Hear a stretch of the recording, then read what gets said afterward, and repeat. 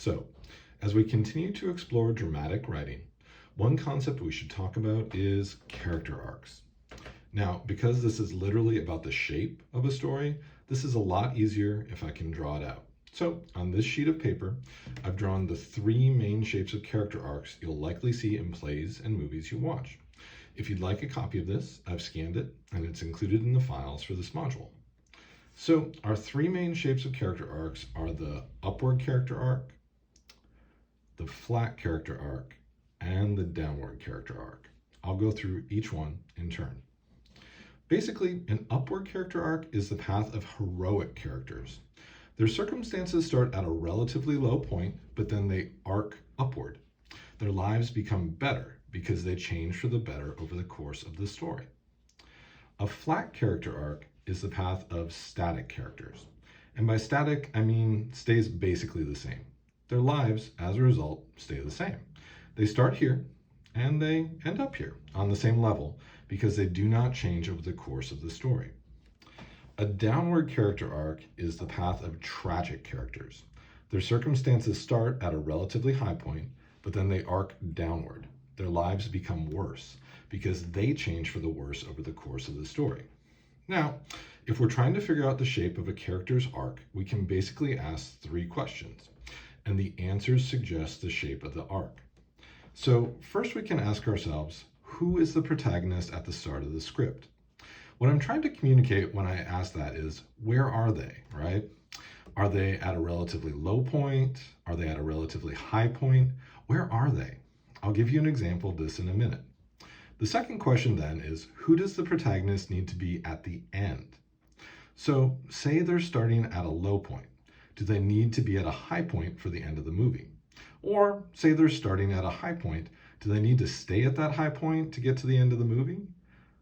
Are they starting at a high point but they need to be brought low? Do they need to be at a low point for the end of the movie? That's the spirit of the second question. Related to that is the third question. How does the protagonist need to change in order to be prepared for the climax? So I'll give you an example of this over here on the side. Often what we'll see is that at the start of the story, we have a character who's in a relatively low place. They are unconfident, they are passive, they are not yet heroic. So this person needs to follow an upward character arc so that by the end of the story, they are the opposite of what they were at the start. So if at the start they are unconfident, at the end they are confident. If at the start they are passive, at the end they are active. And if at the start they were not yet heroic, at the end they are heroic. In newer movies, this is most often the shape of the protagonist's character arc. We see this, for example, in The Matrix by the Wachowskis. Neo is a character who has the markings of a hero at the start, but he has not yet realized that potential. And so the writers set him on a path of growth so that he ends up being that hero, the one, by the end. These other character arcs are not as common, especially nowadays. A downward character arc, as I mentioned, is the shape of the story of a tragic character. This is a character arc we see more often in older plays. We see this, for example, in the tragedy of Hamlet, Prince of Denmark by Shakespeare. Hamlet follows a downward character arc. The reason for this is that in more recent times, many of us do not love tragedy, at least not in our movies. Lately, we've been much more into stories of heroic characters. A flat character arc we will see from time to time as well.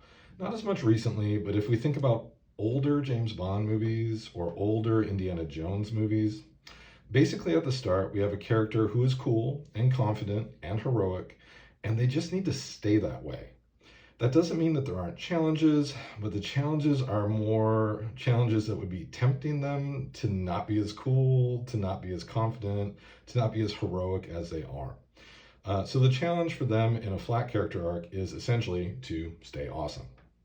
But the heroic character arc is the one we'll see most often nowadays.